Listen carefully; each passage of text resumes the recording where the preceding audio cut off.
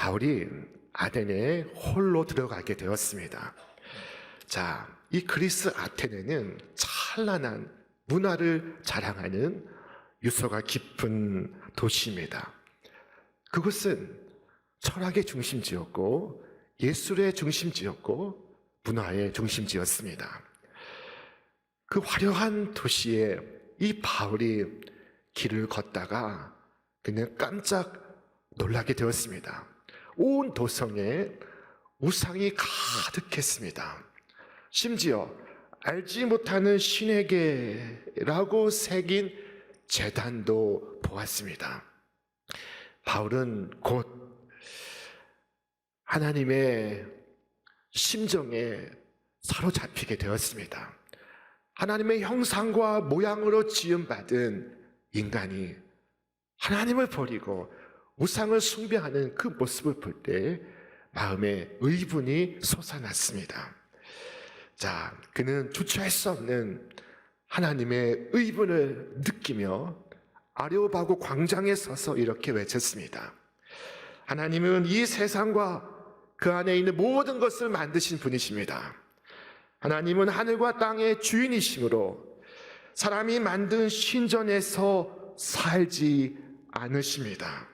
또 하나님에게는 사람의 손으로 채워드려야 할 만큼 무엇이 부족한 분이 아니십니다. 하나님은 오히려 사람들에게 생명과 호흡을 주시는 분이십니다. 바울은 하나님이 창조자이시며 전능자이시며 모든 것을 갖고 계시는 충분자이심을 말씀하고 있었습니다. 그리고 오늘의 요절 말씀을 외쳤습니다. 우리 함께 말씀을 읽겠습니다. 그는 우리 각 사람에게서 멀리 계시지 아니하도다. 우리가 그를 힘입어 살며 기동하며 존재하느니라. 그는 우리 각 사람에게서 멀리 계시지 아니하도다. 우리가 그를 힘입어 살며 기동하며 존재하느니라. 이 한 절의 말씀에 집중해 하나님의 은혜를 상고하겠습니다. 하나님은 우리 각 사람에게서 멀리 계시지 않습니다. 자신의 마음이 하나님에게서 멀리 떠나 있기 때문에 혹 하나님은 멀리 계시다 생각할 수 있습니다. 그러나 사실은 그렇지 않습니다. 하나님은 우리 각 사람에게서 멀리 계시지 아니하십니다. 그 가장 중요한 근거가 바로 우리가 그를 힘입어 살며 기동하며 존재하기 때문입니다. 여러분, 우리가 지금 이 숨을 쉬고 있지만 이 숨을 내 힘으로 쉬는 것이 아닙니다. 내 힘으로 쉬는 것 같으나 사실은 그렇지 않습니다. 이 세상을 마치는 떠나는 분들을 보면은 그 숨을 한 번 더 쉬고 싶어도 쉬지를 못합니다. 내가 할 수 있는 일이 아니기 때문입니다. 쉬게 하시는 분이 있기 때문에 내가 숨을 쉬는 것입니다. 하나님이 계속해서 우리의 심장을 뛰게 하시고 우리 주위에 공기를 공급하시며 우리가 생명을 유지할 수 있도록 호흡하게 하시는 이이십니다. 우리는 하나님을 힘입어 살아가며 기동하며 존재하고 있습니다. 여러분, 이것을 알고 계십니까? 그 옛날 하나님께서 낙심해 있던 욥에게 다가와 이렇게 부르셨습니다. 욥아, 강물이 범람할 것이라고 알리는 따오기에게 나일강이 넘칠 것이라고 말해주는 이가 누구냐? 비가 오기 전에 수탉에게 비가 온다고 말해주는 이가 누구냐? 누가 하늘에 물 주머니를 기울여서 비를 내리고 누가 지혜로워서 티끌을 진흙덩이로 만들고 그 진흙덩이들을 서로 달라붙게 할 수 있느냐? 네가 사자의 먹이를 댈 수 있느냐? 굶주린 사자 새끼들의 식욕을 채워줄 수 있느냐? 까마귀 떼가 먹이가 없어서 헤맬 때 그 새끼들이 나에게 먹이를 달라고 조를 때 그 까마귀 떼에게 먹이를 마련하여 주는 이가 누구냐? 누구십니까? 하나님의 질문은 단 하나의 답만을 가지고 있습니다. 그때 욥은 깨달았습니다. 주여, 내가 주께 대하여 귀로 듣기만 하였사오나 이제 눈으로 주를 배움나이다. 여러분, 이 욥과 같이 앉아서 주에 대하여 귀로만 듣지 마시고 눈으로 주님을 배울 수 있기를 바랍니다. 하지만 구원받지 못한 심령은 그 마음이 어두워져서 땅과 하늘과 그 안에 모든 생명을 주신 이가 하나님이시라는 사실을 깨닫지 못하고 있습니다. 그를 힘입어 살며 기동하며 존재하는 것을 깨닫지 못하고 있습니다. 바벨론에 한 어부가 있어. 그는 자신의 능력과 기술을 믿고 살아가고 있었습니다. 그는 자신의 도구에 분향을 합니다. 그가 낚시로 낚으며 그물로 잡으며 투망으로 모으고 그리고는 기뻐하고 즐거워하여 그물에 제사하며 투망 앞에 분향하오니 이는 그것을 힘입어 소득이 풍부하고 먹을 것이 풍성하게 됨이니라. 이 바벨론의 어부는 투망 앞에 경배하지만 물과 바다와 또 그 안에 모든 생명과 생명의 호흡을 주시는 이가 하나님이시라는 사실을 깨닫지 못하고 있습니다. 어리석은 자는 그 마음속으로 하나님이 없다 하나, 그러나 그 순간조차도 하나님은 그에게서 멀리 계시지 아니하십니다. 하나님은 우리 곁에 언제나 우리와 함께 계십니다. 그래서 우리는 언제나 하나님을 느낄 수 있고 어디에서나 하나님을 호흡할 수 있으며 도처에서 하나님을 배울 수가 있습니다. 자, 폭풍이 부는 어느 깊은 밤, 요나는 정신을 잃고 끝없이 바닷속으로 빠져들고 있었습니다. 그가 깨어보니 칠흑 같은 어둠뿐인데 아직 죽은 것 같지는 않습니다. 도대체 이곳은 어디입니까?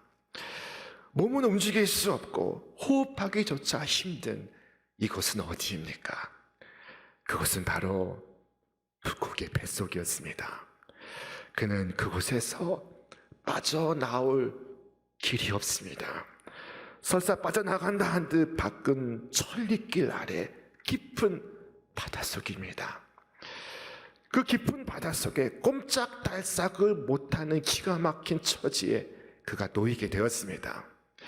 물고기는 요나를 삼킨 후에 즉시 깊은 바다 아래로 내려갔습니다. 그는 누구에게 구조 신호를 보낼 수 없고 신호를 보낸다 한들 그 누가 그를 구조하러 올 수가 없습니다. 파도와 큰 물결이 그를 덮쳤고 그는 그 바다의 밑까지 내려갔습니다. 거기에 요나 말고 누가 있을 수가 있습니까? 그러나 성경을 보십시오. 우리 함께 읽겠습니다.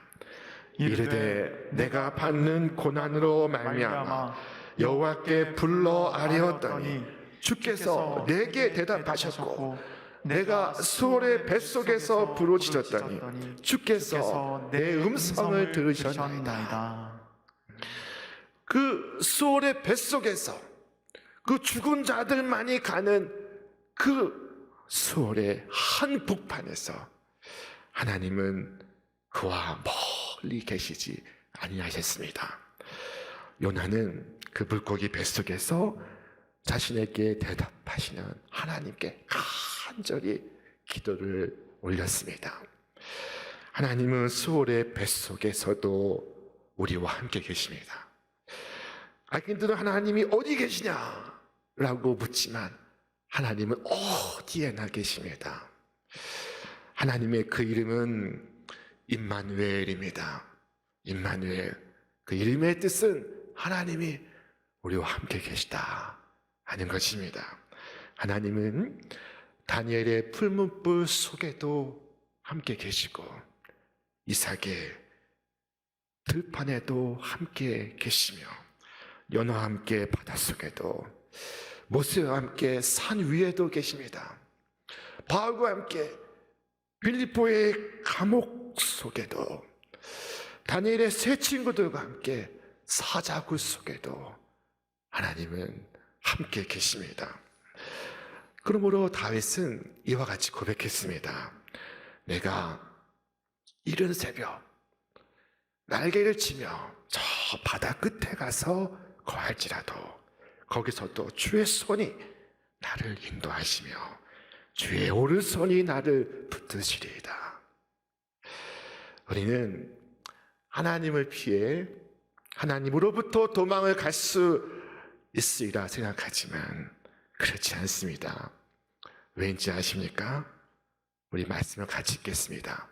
내가 하늘에 올라갈지라도 거기 계시며 수월에 내 자유를 펼치라도 거기 계시나이다. 하나님은 맑은 날에도 슬픈 날에도 저 수많은 인파의 광장 속에도 혹은 나 홀로 무릎 꿇은 이 골방 속에도 하나님은 내게서 멀리 계시지 아니하십니다. 이 선지자의 글에 이와 같이 말씀하십니다. 여호와의 말씀이니라. 사람이 내게 보이지 아니하려고 누가 자신을 은밀한 곳에 숨길 수 있겠느냐. 여호와가 말하노라. 나는 천지에 충만하지 아니하냐. 천지가 하나님의 궁전입니다. 하나님의 동산입니다. 자, 그러므로 하나님을 저버리고 우상 앞에 절하는 것은 하나님께 큰 죄가 된다는 것을 기억하시기를 바랍니다. 그것은 왕의 궁전에서 왕을 모독하는 것입니다. 우리가 하나님을 모욕하는 말을 했을 때 그것은 하나님의 귀에 대고 말하는 것과 같습니다. 하나님께서 아주 가까이 계시는데 멀리 계시지 아니하시는데 어떻게 하나님을 모독할 수 있습니까? 하나님께서 지켜보고 계심에도 불구하고 그 짓는 죄는 얼마나 악한 것입니까? 하나님을 모독하는 것이라고 말하지 않을 수 있겠습니까? 혹시 하나님의 보좌에서 멀리 떨어져서 하나님 통치권 밖에 있다고 생각하십니까? 여러분, 그렇지 않습니다. 잘못 생각한 것입니다. 하나님께서 다 보고 계십니다. 다 알고 계십니다.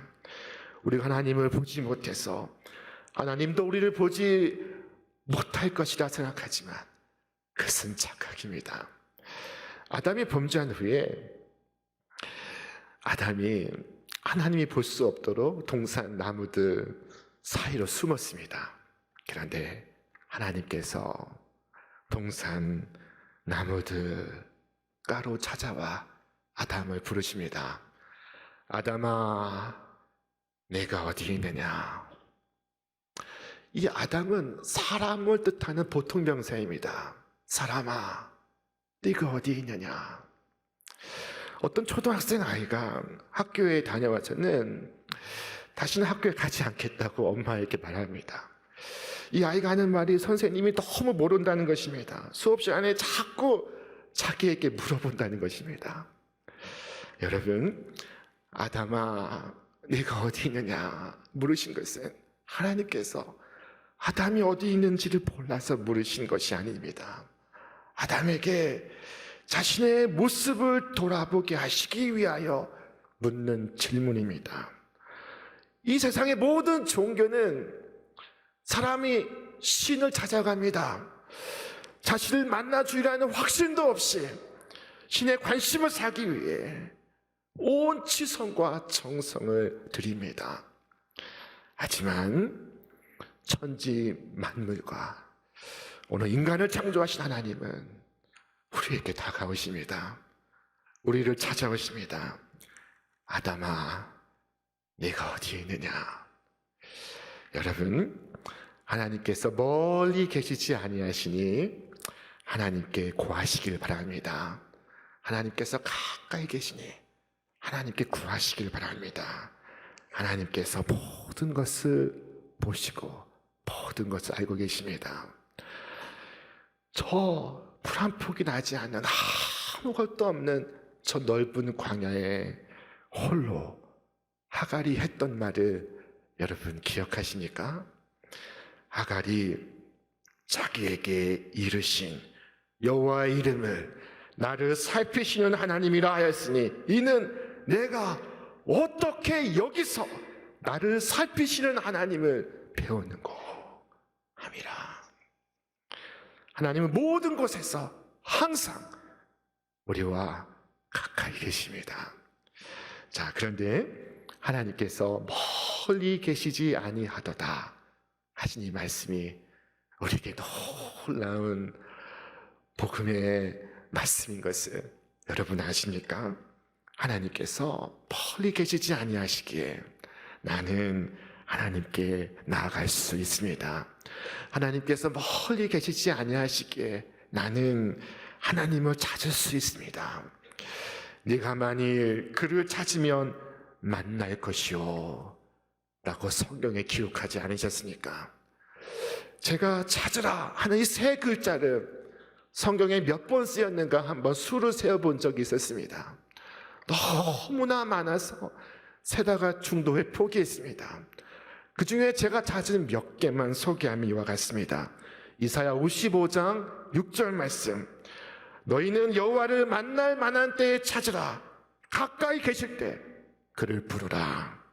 아모스 5장 4절 말씀, 여호와께서 이스라엘 족속에게 이르시기를 너희는 나를 찾으라. 그리하면 살리라. 누가복음 11장 9절 말씀, 우리 함께 읽겠습니다. 내가 또 너희에게 이르노니 구하라. 그러면 너희에게 주실 것이요. 찾으라. 그러면 찾을 것이요. 아모스 5장 8절 말씀입니다. 묘성과 삼성을 만드시며 사망의 그늘로 아침이 되게 하시며 백주로 어두운 밤이 되게 하시며 바닷물을 불러 지면에 쏟으시는 자를 찾으라. 그 이름이 여호와시니라. 하나님께서 우리 각 사람에게서 멀리 계시지 아니하시기에 우리는 하나님을 찾을 수 있습니다. 하나님을 만날 수 있습니다. 하나님께서 멀리 계시지 아니하시니 하나님께서 우리의 호흡 소리를 들으십니다. 우리의 기도와 간구를 들으십니다. 여러분, 하나님께서 가까이 계시기에 하나님께서 나의 눈물을 보십니다. 하나님께서 가까이 계시기에 하나님께서 내 가슴의 흐느낌을 듣고 계십니다. 하나님께서 가까이 계시기에 하나님께서 나의 고민을 하시고 나의 불안을 눈치채십니다. 아버지가 자식을 불쌍히 여김같이 하나님께서 당신의 사랑하는 자녀를 불쌍히 여기십니다. 여러분의 마음이 지금 무너지고 있다면 하나님께서 누구보다 먼저 그것을 알아차리고 있습니다. 오늘 아침 여러분이 주님의 전을 찾아 구주의 십자가를 슬쩍 바라보았다면 그때도 하나님은 누구보다 여러분의 시선이 당신을 향하고 있다는 사실을 먼저 알아차릴 것입니다. 여러분의 불신앙 외에는 하나님과 여러분 사이에 우상을 두는 것 외에는 하나님과 여러분 사이를 막는 것은 아무것도 없습니다. 그러므로 바울은 이처럼 결론을 맺습니다. 우리 같이 읽겠습니다. 하나님을 금이나 은이나 돌에다 사람의 기술과 고안으로 새긴 것들과 같이 여길 것이 아니니라. 알지 못하던 시대에는 하나님이 간구하셨거니와 이제는 어디든지 사람에게 다 명하사 회개하라 하셨으니. 모든 우상을 버리고 회개하라. 하나님께서 명하시고 있습니다. 여러분, 여러분의 악함을 고백하시고 하나님께로 돌아오시기를 바랍니다. 모든 죄를 버리시고 하나님께로 나아오시기를 바랍니다. 자비하신 하나님께로 나아오십시오. 하나님께 나아가 기도와 간구로 구하십시오. 자, 그리고 돌아서서 살아계신 하나님을 증언할 수 있기를 바랍니다. 사도 바울과 같이 살아계신 하나님을 전할 수 있기를 바랍니다. 여러분, 하나님은 우리 각 사람에게서 멀리 계시지 아니하십니다. 오래전 제가 미국에서 공부할 때 주일에는 지역교회를 섬기고 있었습니다. 교회 전도사로 어린아이들을 가르치고 있었습니다. 자, 그런데 그 교회는 정기적으로 정신병원을 찾아가서 봉사하며 이 말씀을 전하는 시간이 있었습니다. 자, 그것은 저에게 대단히 어려운 일이었습니다. 제가 아이들을 데리고 정신병원을 찾아가 음식을 나누고 또 말씀을 전하고 기도를 해줍니다. 이 일은 영어로 해야 하고, 그리고 그 대상은 정신병원의 입소에 있는 환자들이었습니다. 영어로 말씀을 전하는 것도 쉽지는 않지만은 더 어려운 것은 전혀 듣지 않는 그들의 모습이었습니다. 소리 지르고, 그리고 함께 몸을 흔들고 의자를 흔들고 하는 여러 모습에서 제가 주눅이 들어서 입이 벌어지지가 않았습니다. 그 순간이 너무도 곤혹스러웠습니다. 자, 그들이 과연 듣고 있는지 확신이 서지 않았습니다. 여러분, 하지만 주께서 우리에게 무엇을 명하셨습니까? 박 목사야, 김 집사야, 너는 가서 그들이 듣든지 아니 듣든지 그들에게 고하여 이르기를 주 여호와의 말씀이 이러하시다 하라. 저는 땀을 뻘뻘 흘리면서 말씀을 전했습니다. 조금이라도 쉽게 저의 말보다는 성경의 말씀을 들려주려고 애를 썼습니다. 여러분, 이 사도 바울이 지금 그렇지 않습니까? 바울은 가능한 저들이 알아들을 수 있도록 지금 저들의 언어를 사용해서, 심지어 저들의 시적 언어를 인용하면서 복음을 전하고 있습니다. 하지만 어떤 신학자들은 말하기를 바울의 이 아덴 선교는 실패로 끝났다고 규정하고 있습니다. 왜냐하면 다른 모든 도시마다 교회가 섰지만 이 아덴에서는 교회가 서지 않았습니다. 자, 그러나 사도 바울의 전도는 결코 실패로 끝나지 않았습니다. 멀리 보면 결코 그렇지 않습니다. 지금 그리스라는 나라는 정교회라는 기독교가 국교가 되어 있는 나라입니다. 전 국민의 98%가 자신을 기독교인이라고 말하고 있습니다. 그때 사도 바울이 아덴에서 복음을 전한 것 때문에 얼마나 많은 열매가 맺어진 것입니까? 하나님께서 바울의 전도를 쓰시고 있었던 것입니다.